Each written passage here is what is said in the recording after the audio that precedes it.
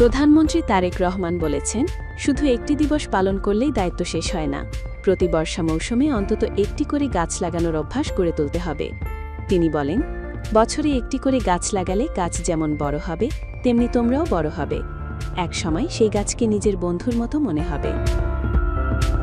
আজ রাজধানী শেরেবাংলা নগরের বাংলাদেশ চীন মৈত্রী আন্তর্জাতিক সম্মেলন কেন্দ্র থেকে দেশের মাধ্যমিক পর্যায়ে শিক্ষা প্রতিষ্ঠানে একযোগে বৃক্ষরোপণ কর্মসূচির উদ্বোধনকালে তিনি এই আহ্বান জানান।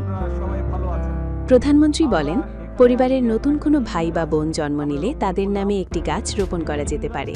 এতে সন্তান যেমন বেড়ে উঠবে, গাছকেও তেমনি বড় হবে।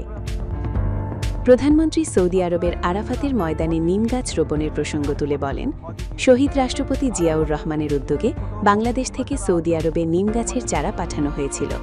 পরে সেসব চারা থেকে বিপুল সংখ্যক নিম গাছ রোপণ করা হয়, যা বর্তমানে আরাফাতের ময়দানে ছায়া দিচ্ছে। এই সময় উপস্থিত ছিলেন প্রধানমন্ত্রী তারেক রহমানের সহধর্মিণী ডাক্তার জুবাইদা রহমান, শিক্ষামন্ত্রী আনম এহসানুল হক মিলন, প্রধানমন্ত্রীর প্রতিরক্ষা উপদেষ্টা ব্রিগেডিয়ার জেনারেল অবসর ডক্টর AKM শামসুল ইসলাম, প্রধানমন্ত্রীর শিক্ষা উপদেষ্টা মাহদি আমিন, প্রধানমন্ত্রীর মুখ্য সচিব ABM আব্দুস সাত্তার, প্রধানমন্ত্রীর প্রেস সচিব সালেহ শিবলি, অতিরিক্ত প্রেস সচিব আতিকুর রহমান রুমন প্রমুখ।